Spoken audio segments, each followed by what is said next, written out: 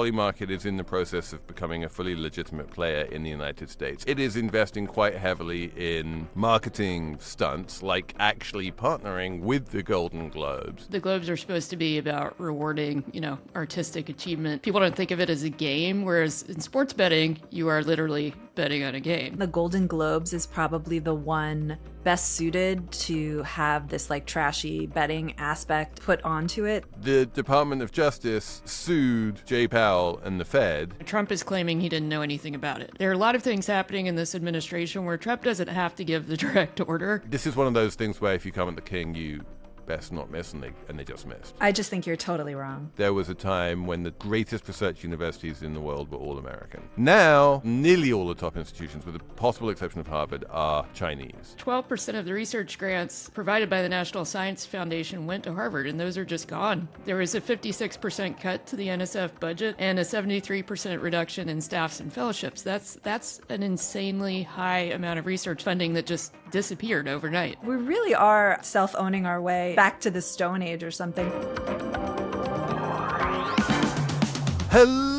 Hello! And welcome to Slate Money, your guide to the business and finance news of the week. I'm Felix Salmon of Axios with... No, I'm not. I'm Felix Salmon of Bloomberg with Elizabeth Spiers of the New York Times. Hello. And Emily Peck of Axios. Hello, hello. We three are going to talk about Jay Powell being sued by the Department of Justice. We are going to talk about the way that China is winning the research university wars. But mostly, I think what we're going to just talk about is betting and prediction markets and Polymarket and stuff, because there's so much awesome stuff going on around there. Golden Globes, you name it. It's all coming up on Slate Money. So... Emily, Elizabeth, did either of you guys watch the Golden Globes Award live on the telly? I did not, but I watched clips later. I watched the first 10 minutes. Okay, and so you need to tell me, because I've read about this, but I have not personally experienced it in a visceral manner.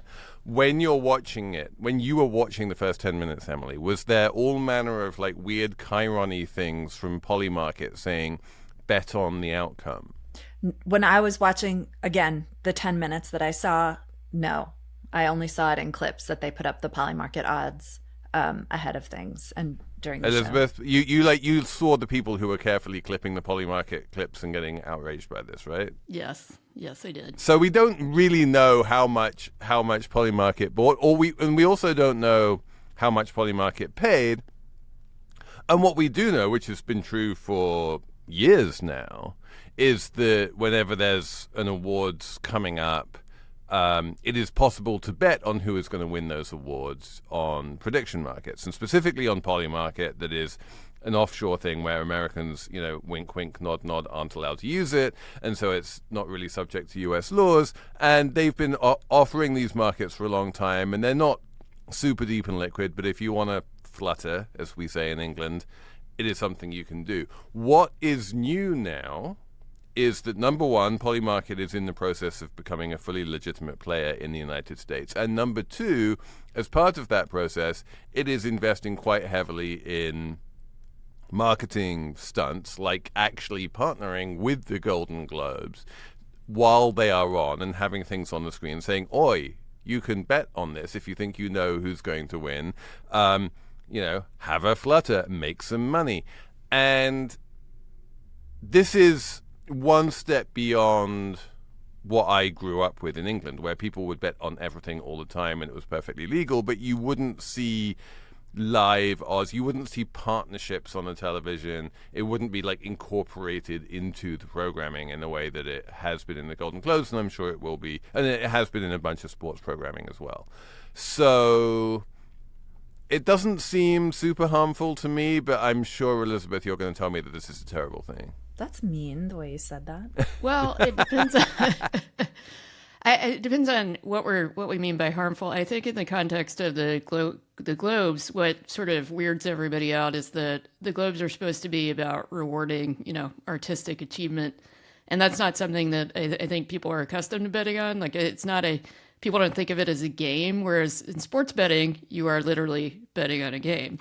And so particularly whenever you have awards categories like best documentary and you're talking about like a documentary about what's happening in Gaza and there's some like gravitas to it, it feels a little bit strange to then see like a screen that's like, and bet money on whether or not this is going to win. That doesn't crass, weird me out in the slightest. It's interesting that it's like the thing that you're betting on. If it's a Liberty Gibbet game like the Super Bowl, who cares? You go ahead, bet on it because that doesn't matter. But if it's the best documentary at the Golden Globes, that's serious. We shouldn't be doing frivolous things like betting. It's a continuum, Like I think, the sort of worst case that people are imagining now is, if people are betting on whether or not, a political leader will be assassinated, it's, what are the proper, contexts and categories for these kinds of prop bets. And I agree with you that it's not, the worst thing in the world that they're putting betting on the Golden Globes, but I do understand why it kind of grosses people out. We should point out that of all the Hollywood awards in the award season, the Golden Globes is probably the one best suited to have this like trashy betting aspect, put onto it. Because it's kind of trashy anyway. The Golden Globes is recently bought by Penske, the publishing company, overtaken from the previous owners who were basically forced out over a corruption scandal. And was that the Hollywood Foreign Press Association? The Hollywood Foreign Press Association. I think the LA Times had a bunch of reporting on the corruption and there was racism. The Globes has always been known as like the award show where celebrities go and they get really drunk, and it's not like the serious award show. It's not, it's not like the Oscars or anything. So it completely like lines up with like Globes lore that this is the arena in which, just seems really corrupt for the owners to kind of sell the sponsorships to Polymarket, and like you assume the voting was on the up and up, but like who really knows? Polymarket got 26 out of 28 Globes categories right. They called it. Okay, wait, hang on a sec, Emily. Let me jump in here very quickly because that's not necessarily a sign of an efficient and good prediction market, right? Because these awards generally had 5 nominees per award. So when someone says like Polymarket got it right, what that means is that each of the 5 nominees will have had a price on Polymarket, and one of those prices would have been the highest. So one would have been trading at like 40%, one would have been 20%, one would be at 10%, one would be at 5%, whatever. It will add up to very close to 100. But in an efficient market, that highest one, which was trading at like 40%, will only win 40% of the time. If the highest one wins like 90% of the time, that means it's mispriced. And so what you really need to do to work out whether Polymarket got it right is take into account where were these things trading. And if it turns out that they should have been trading at like 90%, in fact they were trading at 40%, that means the Polymarket did a bad job of predicting the winners. I did hear Matt Bellany talking about this on The Town, and I feel like the 90% was the way a lot of them were going. Like he was basically saying, you don't have to be like a genius. You don't have to be on prediction markets to surface like the movie with the leading odds to win. Like everyone knew coming in that the best actress from Hamnet, I forget her name, was Jessie Buckley, I want to say, was the one who was going to win. Like it's not hard, in other words. Well, also, where there is a potential conflict of interest is that Penske owns 3 of the biggest Hollywood trades.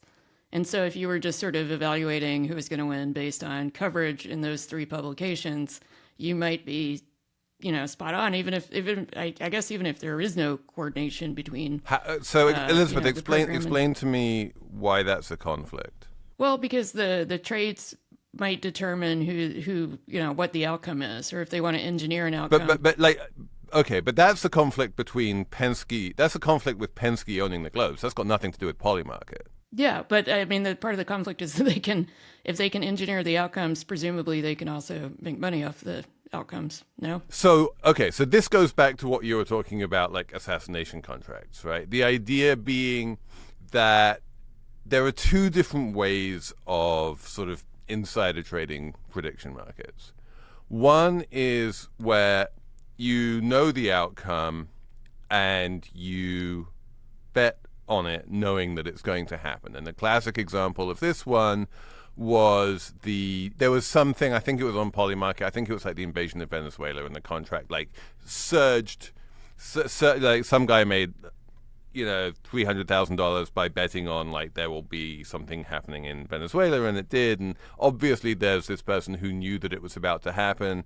A bunch of people knew that it was about to happen, including the New York Times, who sat on it because it was national security, yada yada. So one of those people who knew that it was going to happen made some money by betting on it. It is very, very, very, very, very, very unclear whether that is legal or not. But seems yucky. But whatever, like it is actually. If you look at the literature on prediction markets, that is a feature rather than the bug of prediction markets. The whole point of prediction markets in many ways is to try and surface a bunch of information that isn't necessarily public. And so if that price moves ahead of the invasion quite sharply, that's a sign that this is actually likely to happen, even if it hasn't been made public yet. We can talk about like whether it's a good idea to do that or not, whether it's legal or not, whether it should be legal or not. But let me just finish my thought here, which is that the other form of insider trading, which is absolutely yucky and really something that we want to avoid, is where you have control over the outcome yourself. So I bet on the assassination of politician X, I then go out and assassinate politician X and make money and like effectively pay myself. Or I am a pitcher in a baseball game and I bet that I will throw exactly 17 sliders and I throw exactly 17 sliders and I make money. Or, I am Carolyn Levitt, the press secretary, and there's a huge bet that my press conference will last less than 75 minutes, and I end up like calling it off abruptly after 74 and a half minutes, which I think is something which actually happened. And so there's a whole bunch of things where people have control over the outcomes and can make money by betting on themselves doing that thing. And that is really weird. So one of the best things that I learned in the prep was why you can't now trade onions futures in certain ways, because there was a guy in the 1950s named Vincent Kasuga who bought up 98% of the available onion supply in Chicago via futures contracts. And then he went around to all of the other onion producers and told them that they had to raise prices or he would flood the market.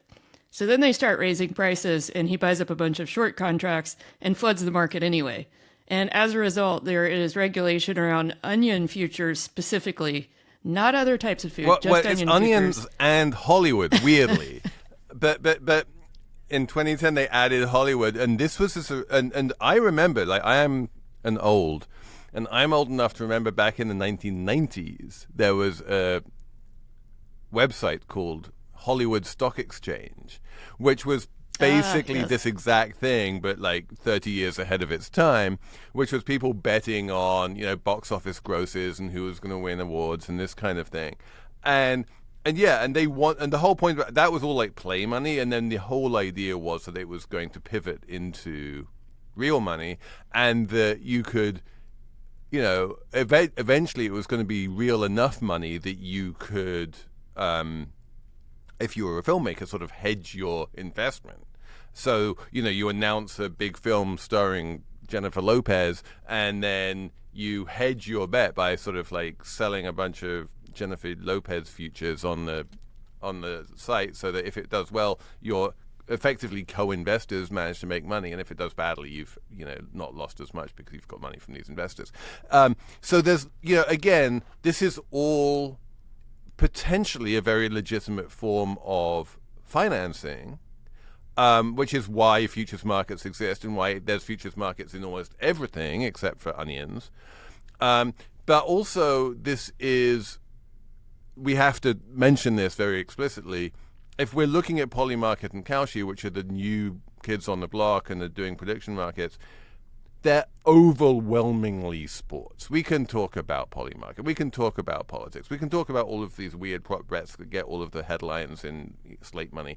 But really, what these are used for is betting on sports.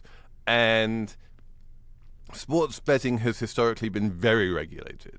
And for really dumb regulatory reasons, Kalshi and Polymarket have managed to place themselves under the purview of the CFTC, which is run by a Trump appointee who's basically got an opinion that they should regulate fuck bugger all, and not under the purview of sports betting regulators in each individual state. And the sports betting regulators in the individual states are furious about this, but there's seemingly nothing they can do. The sports books in places like Las Vegas are furious about this because it's actually much more efficient to bet on Kalshi and Polymarket than it is to bet in a casino. And certainly places like FanDuel and DraftKings, which I think is the same company now, they're furious about this because they too are seeing all of their business go to Kalshi and Polymarket. But I feel like on some level it is just a more efficient way of betting, and so I'm not particularly upset. If it's going to be legal, at least allow people to bet directly against each other, because that, does stop a couple of big middlemen from making all the money. I think that we've talked about before the fact that when you legalize sports betting in a state, poverty rates go up. Does this kind of exacerbate that? Do we think that people are going to start betting on all sorts of things and you'll have the same effect? The first thing is, no, they're not going to start betting on all sorts of things. They're just going to start betting on sports. I think more than 90% of the sports betting on Kalshi and Polymarket is just going to be sports betting sort of migrating over from both legal and illegal betting, sports betting elsewhere and onto these platforms, rather than new people betting. But certainly there are states where sports betting is illegal. In those states, some people bet illegally, a lot of people bet illegally, but then some people just don't bet. And now that they are able to bet legally, they will start being able to bet legally, and they will do so on Kalshi and Polymarket. So at the margin, yes, I think this is a little bit like when a state introduces the Mega Millions lottery. It is a kind of a tax on poverty. Last night I was watching The Night Manager, which is a great show, but I kept getting ads for MGM Sportsbook, and I don't remember ever having, before the last few months, seeing That's sportsbook because you're ads researching for this casinos. show, Elizabeth, and they know that you're interested in betting. No, because I was not. This is my husband's account. So one thing I was thinking about, I think you just said this a few minutes ago, Felix, but an efficient prediction market basically needs insider trading to be a good prediction market. And that seems sort of wrong, but maybe it's right. Like, you need people who know what the outcome is going to be to set up to make the right market and to create the right odds. So, like, if Matt Belloni, is he an insider? Yeah, I mean, he kind of, that's his whole shtick, right? He's like, I'm an insider. I know what Hollywood knows. But it's not like he has actual inside information of like what the results are. And there was at least one major upset where Hamnet beat Sinners, So, so when he's like, it's really easy to make money because everyone knows that Jesse Buckley is going to win, like, who is the everyone and how do they know it, and is that inside information? Like, it's a very fuzzy area. Right. That's different from like, we know that the U.S. is going to go into Venezuela and snatch out its leader tonight. Yeah. Therefore, I'll put down. Or like the there was a lot of spike in the price of the Chicago guy who became the Pope. Chicago guy. Right. Yeah. Chicago Pope. Chicago Pope.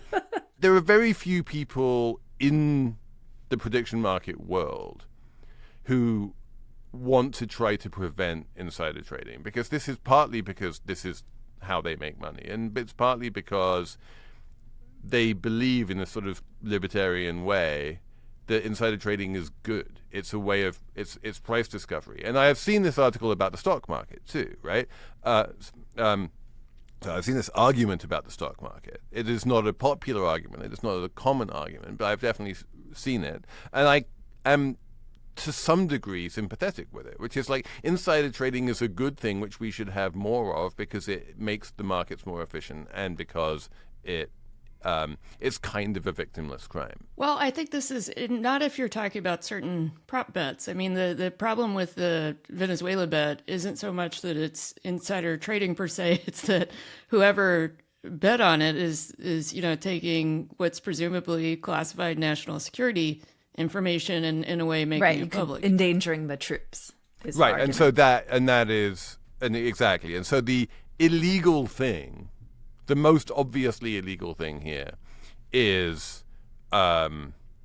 making confidential information public. It is not, betting on inside information. There's a slight sort of distinction there, which is worth maybe teasing out. But also the big problem here is that none of this is regulated at all, right?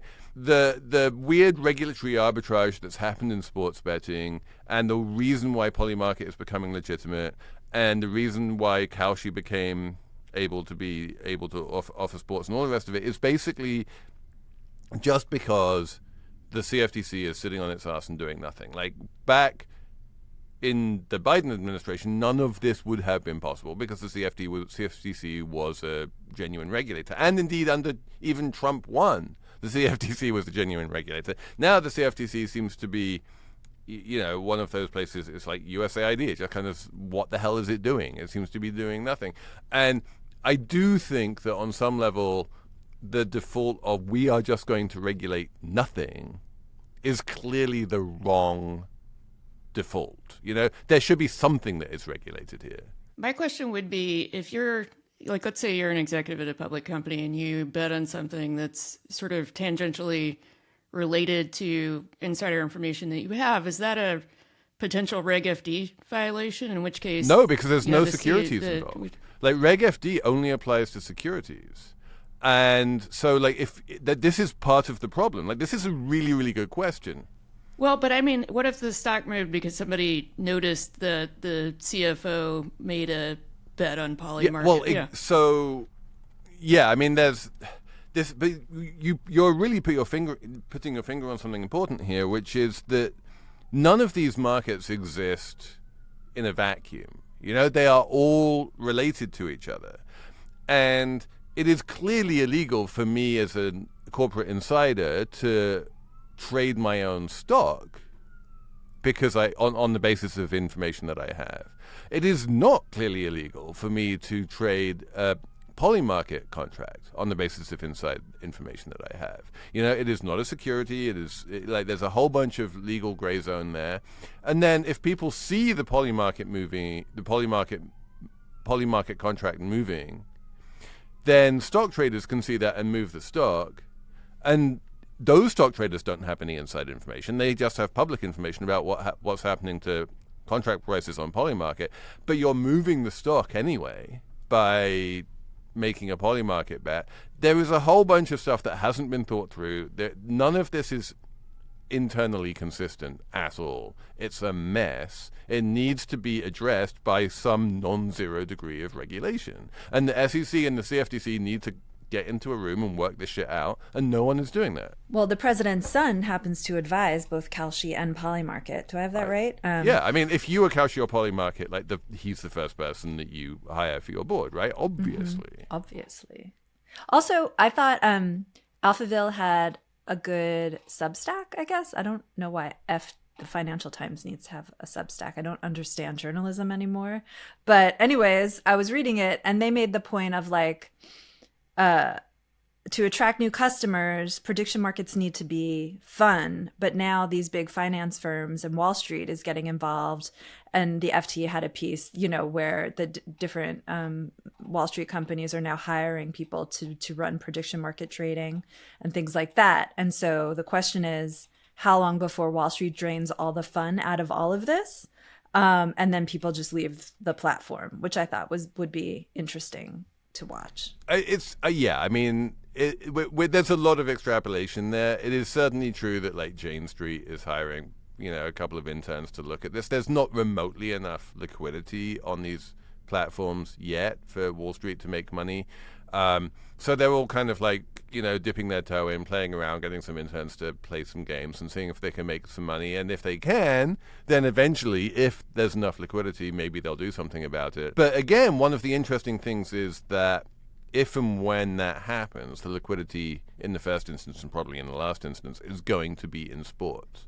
And so you're going to have this weird situation of, Citadel and Jane Street trading NFL games. And is that going to prevent Joe Blow from buying, from betting on those games? No, probably not. Like, they already lose money to the sportsbook or to the bookie or to DraftKings or to MGM Sportsbook or whoever, right? Like, if they're losing money to Citadel or Jane Street instead, like, it's probably less money. This is a bit like the old debate that we've had on this show a million times about, online trading.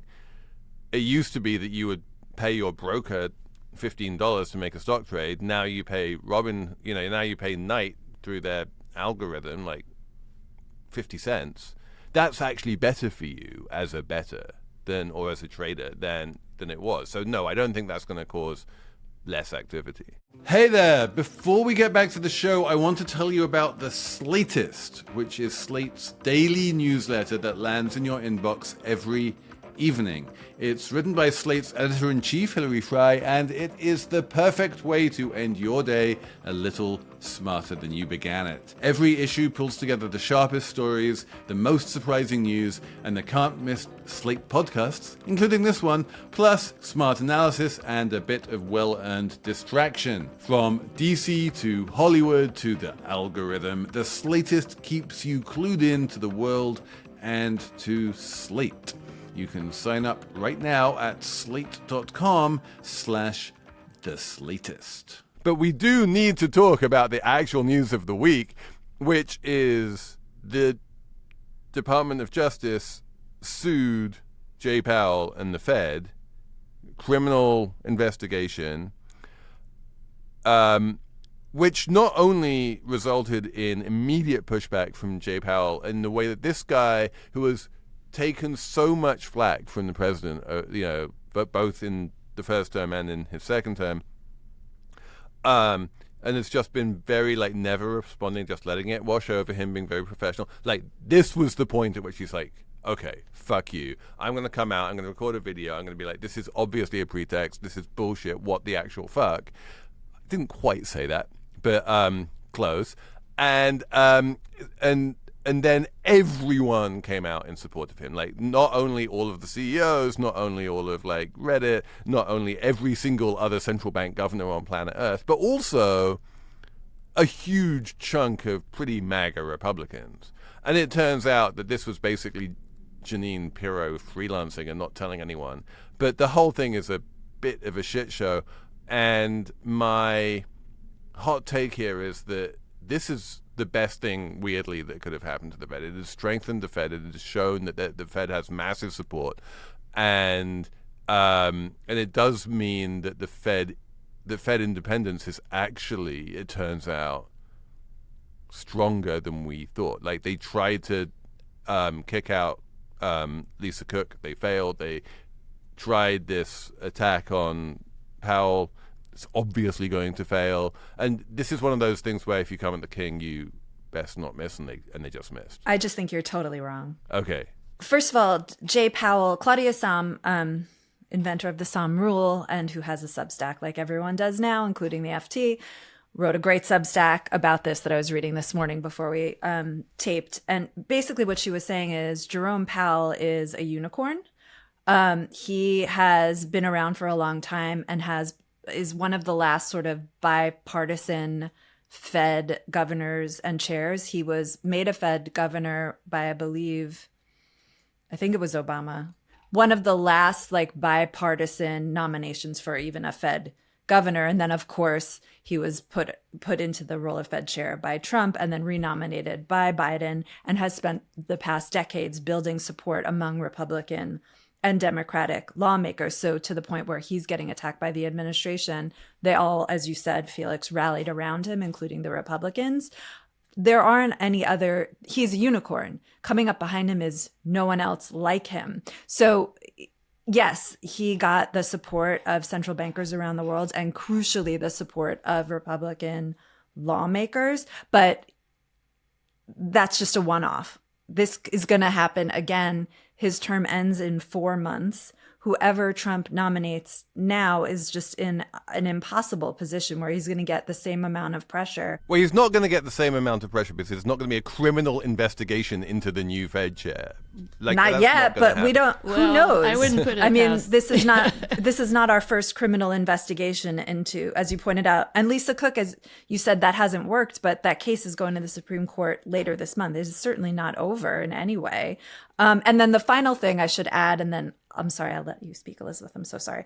Jerome Powell is a millionaire, a multimillionaire. He has vast resources to fight and to, yes, when you come at a multimillionaire Fed chair, you best not miss. But like, how many bipartisan supported multimillionaire Fed chairs do we have coming up behind him?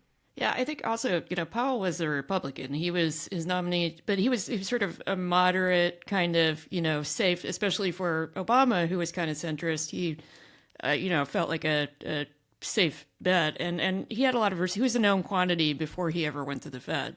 So it makes total sense to me that, Tom Tillis would get behind him, the Republican congressman from North Carolina, who's saying he's not going to, approve any new nominations to the Fed until this goes away. And I do think, it might have been Pirro jumping the gun. That's what, Trump is claiming he didn't know anything about it. But I also think that there are a lot of things happening in this administration where Trump doesn't have to give the direct order.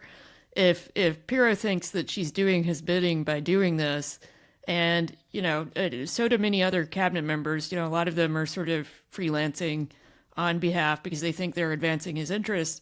There's no guarantee that, we have another Fed chair come in, even if it's somebody Trump approves of, that this just isn't going to happen again as soon as that person does. Yeah, because one thing to note, and we talked about this with Neil Kashkari when he was on the podcast, but like the Fed chair is influential, but they're not definitive. So if Trump even nominates... You mean Austin Goolsbee? Yes, I do mean Austin Goolsbee.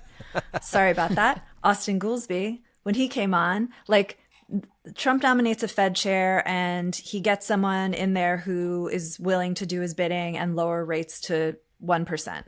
But like he still needs to convince the other Fed governors that, and I'm saying he because I think we're pretty clear it's going to be a dude named Kevin. And so he comes in and he's like, let's get it to 1. Let's go. And everyone's like, yeah, no. And then eventually President Trump becomes frustrated with this pattern, kicks that guy out. And then you just have this like revolving door of Fed chairs. I mean, this is like one of the worst case scenarios. There's other worst case scenarios that happen if he succeeds in lowering rates to 1%, and then we have hyperinflation become a banana republic or whatever. I mean, I understand how this is definitely not how the Fed should work. But on the other hand, if you have a revolving door of Fed chairs, each one getting nominated by Trump and then turns out to be incapable of persuading the FOMC to reduce interest rates as much as Trump wants, that is not the worst case scenario. That is a scenario where the Fed retains independence and keeps interest rates where they should be. And ultimately, the job of the Fed is not to have the same person in charge for a long period of time. The job of the Fed is to keep interest rates where they should be. And that is what happens. The point... That's a good point. The worst case scenario is when the Fed loses independence and Trump has de facto control over interest rates. And I guess the reason why I'm relatively sanguine right now, especially and even more sanguine now than I was a week ago, is that while all of us can come up with some dystopian future where like the Fed where Trump does end up being able to set interest rates, I would say like the Polymarket odds on that are very low, on the order of 10%. One fun thing is that now that Trump has attacked Jay Powell, he is less likely, I think, to step down the way that he was sort of hinting that he would. I think this is, hardened his resolve to stay there as long as it takes. And to be clear, this is this is the question of when Powell steps down when his term comes to an end as chairman, does he then leave the Board of Governors entirely, or does he stay on the Board of Governors just as in parliamentary terms, does the Prime Minister stay on as a backbencher, or does he leave Parliament? Everyone kind of expects that if you've been the chair, you don't want to just be a regular voter. But there's no reason why Powell can't stay on as a regular voter, and he seems kind of pissed off. And if this is going to piss off Trump, then maybe he is going to stay on as a regular voter, and that will deny Trump another nomination. But yeah, as you say, right now, even the Fed chair nomination seems to be really, really fraught because Pirro is not dropping her criminal investigation. That could go on for years. Who knows when that's going to end? And so long as she doesn't drop it, it looks like it's going to be really hard for anyone to be able to get through. Well, I do think this Republican blockade on approving nominees will help, because if you have 4 Republican senators saying we're not going to approve anybody Trump puts up until this is taken care of, then, there's an incentive to I'd be skeptical they hold out there, These guys are not. I think they would, because for self-interested reasons. Do they? Yeah. What you're like? One of them is going to have to blink first, right? Either it's going to be like Tillis and Kennedy and those guys, or it's going to be Pirro. And frankly, I would bet again, if I was a Polymarket better, I would bet on Pirro blinking first. But the DOJ has processes and stuff, and it's not even clear to me, what is like. She would need to eat a lot of humble pie at this point. Like, there's no obvious pretext she could use to drop this investigation. Well, she's a bit of a chaos monkey, though. Like, I think predicting what Jean Pirro will do is, and I think the Republicans have an incentive. They generally like Jay Powell, and they like the sort of stability that the Fed brings to the situation, and they like it as a hedge against Trump being a chaos monkey. So I think that, they don't have to believe that the investigation is wrong, or that, they need to defend Jay Powell for any kind of moral or principled reason. They largely want him to stay in the position for very pragmatic, market-driven reasons. Can I just add one thing? There was reporting, and I'm not sure it's confirmed, but that once again, Bill Pulte showed Donald Trump a poster at Mar-a-Lago.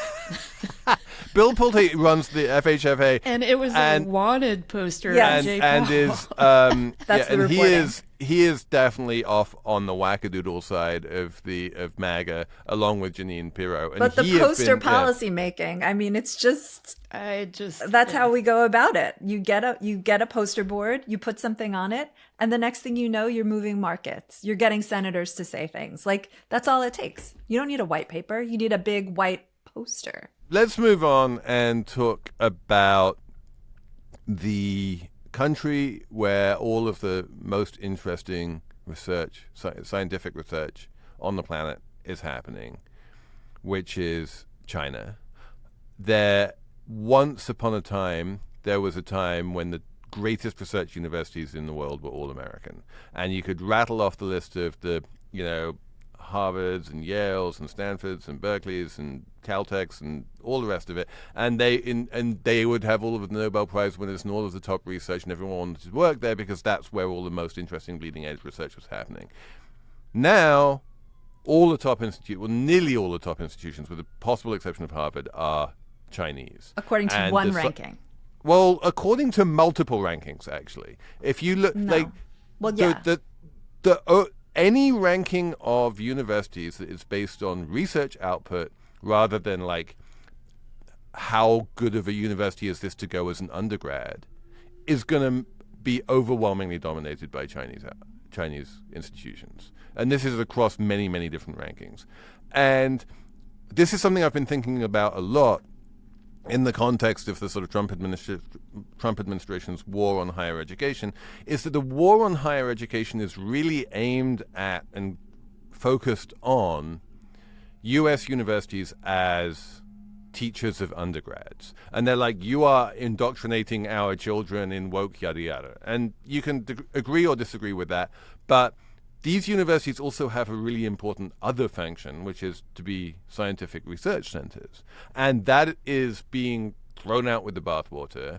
And all of the science, the cutting edge, bleeding edge science, well, the science isn't necessarily moving to China because it's still happening in America. But the rate of growth of research in America is anemic, while the rate of growth of research in China is stratospheric, which means that China is now doing way, way more research than any other country. And that, I think, is a really profound and important development. Yeah, it pains me to defend Harvard, but Trump's particular attacks on them have just sort of come at Harvard from several different angles, but maybe one of the worst ones is that he so heavily defunded the National Science Foundation, and Doge was a big part of this.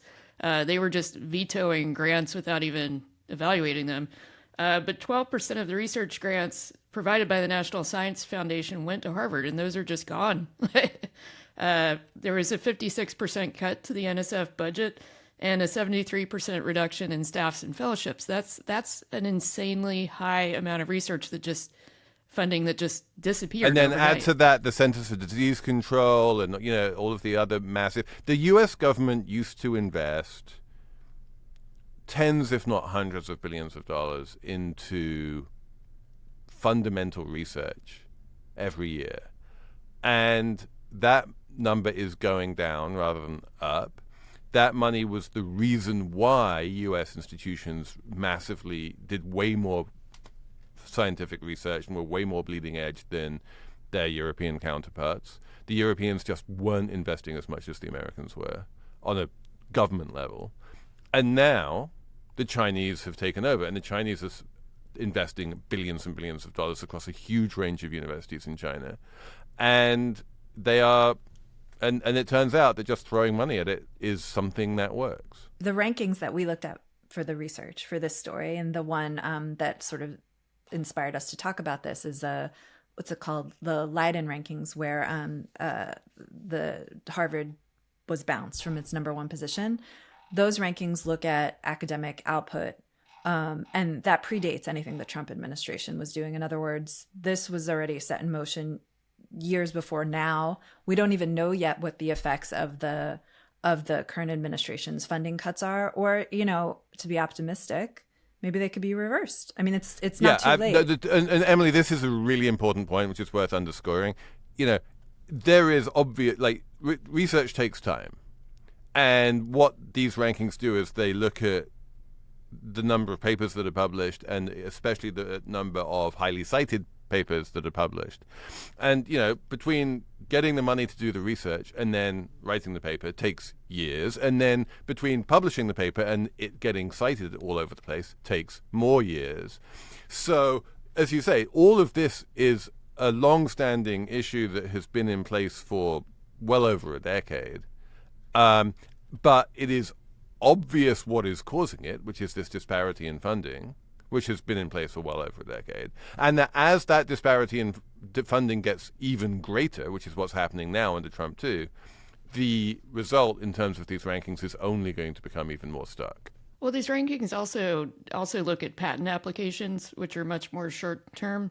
But, another thing that I just sort of want to point out that's not really, it's relevant, I think, which is that there's a sort of conservative line of thinking about higher ed that it's inherently elitist.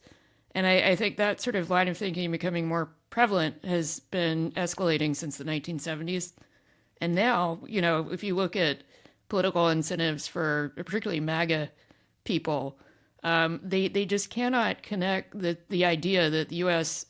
as a superpower is really connected to scientific and technology advances.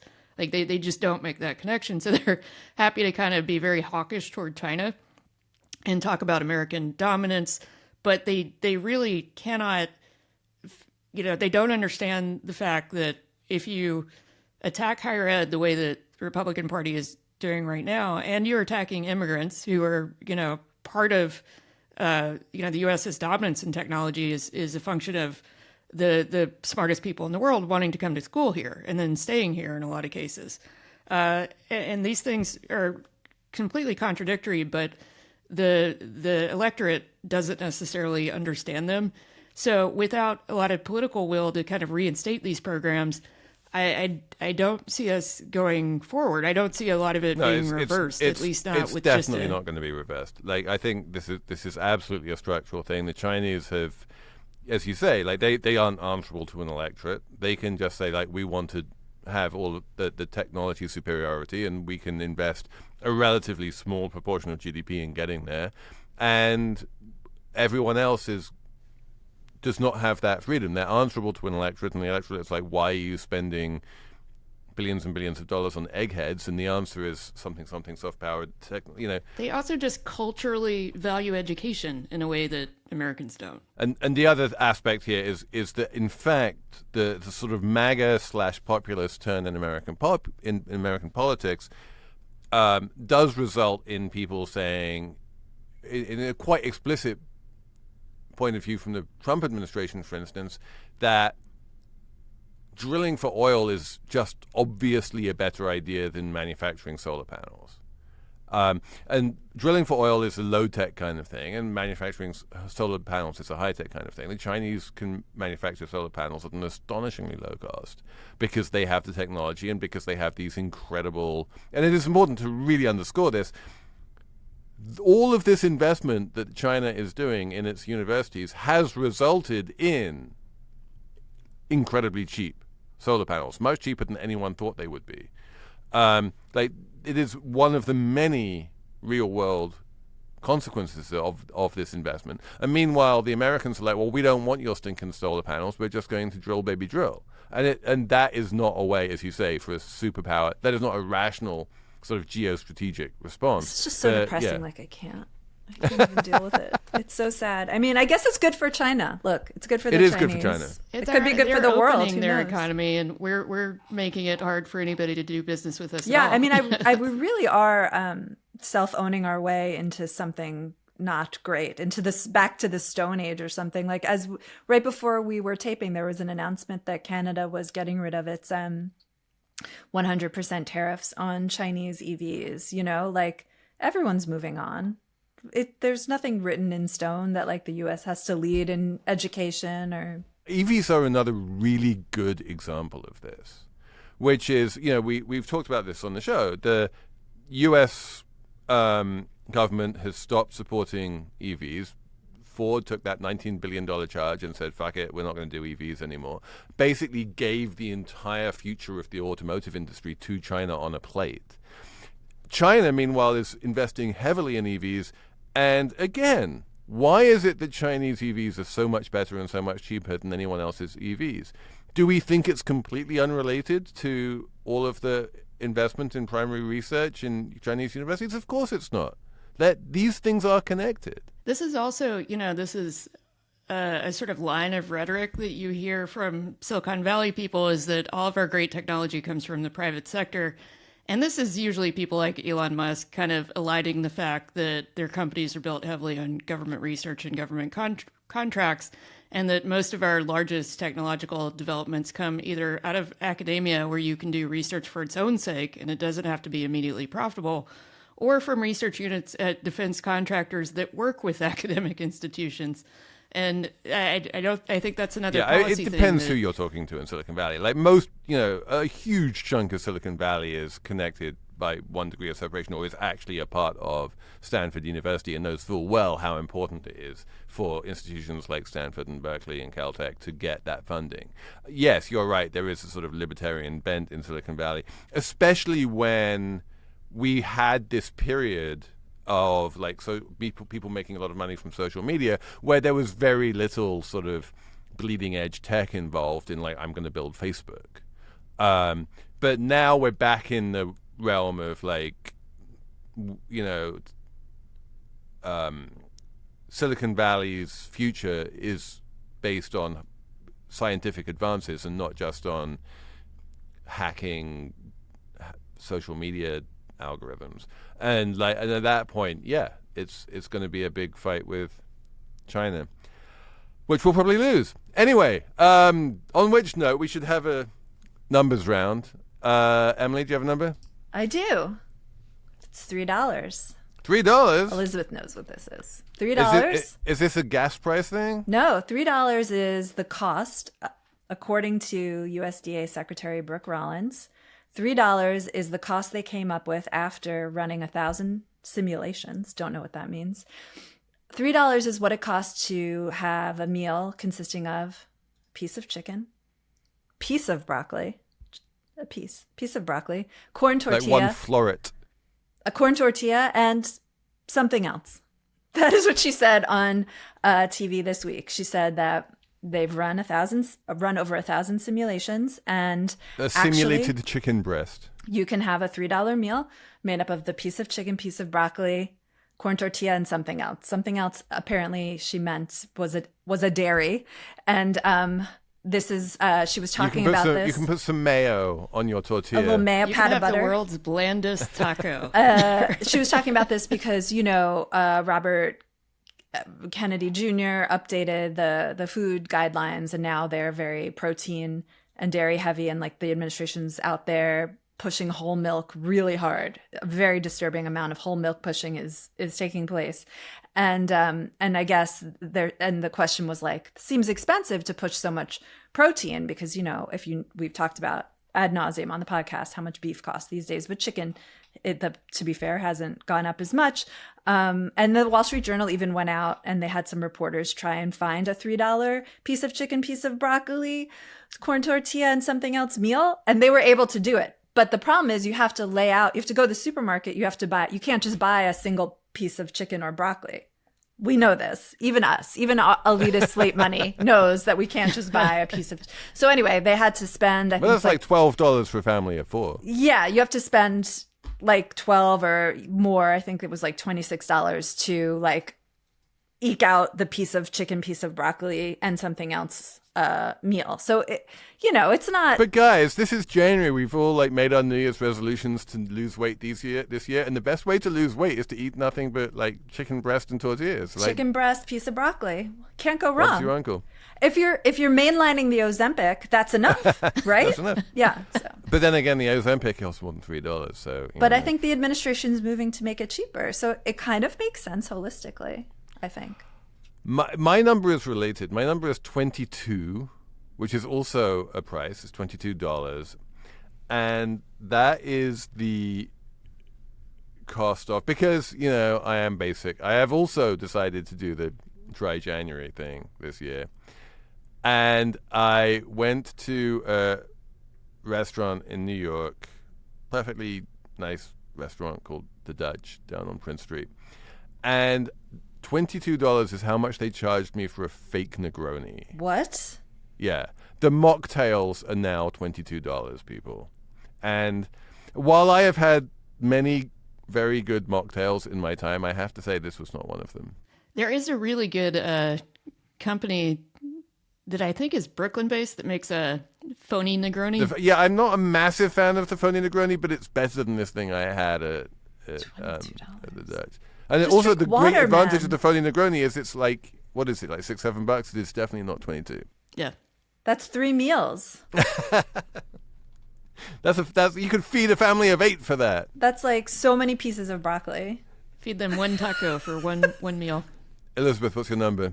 My number is 7, and that's the number of fire code violations that Pure Gem has experienced in New York City. Oh, this is the gates. So Pure Gem the is 24-hour gates. Yes, Pure Gem is a company that bought the chain Blink Fitness, which is very low cost. They it's like $10 a month for membership, and then they don't have some things like they don't have towels. They're like you have a sort of Clorox wipes that you can wipe down the equipment, but you got to bring your own towel.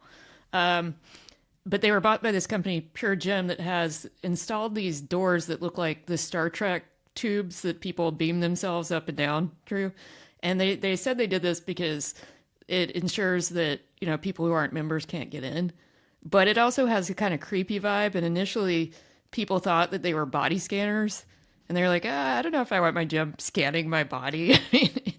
People, but if I want my gym gym scanning my body, I'm going to pay $3,000 for that. God damn it! There's but they're 2, 1-person tubes. So it's also like if there are people in line, you got to wait. So you and enter stuff, through and a there was tube? one woman who, and you use your phone to activate it. So there was one woman who got in the tube and then her phone died. She had to wait for somebody to get her out. So yeah, people are still adjusting to this. And you know, I think the person who invented the revolving door was a sadist. So this feels Revolving worse to me. doors are very important and very green, and I will defend the revolving door. Oh my God. I didn't know you had a Very revolving annoying. door take, but of course you do. I know that revolving doors are not the best like human UX, but yeah, if you have a revolving door at the bottom of a skyscraper, then like that just it helps in a million different ways in terms of air pressure and in terms of Have you ever tried to get a small child through a revolving door though?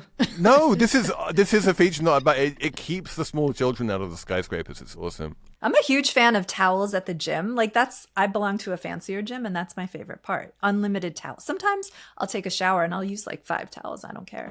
I know. I'm destroying the environment, but they're You're so destroying the clean. environment. But And like it's so you would never luxurious. do Just that keep at home. taking clean towels. It's like, wee!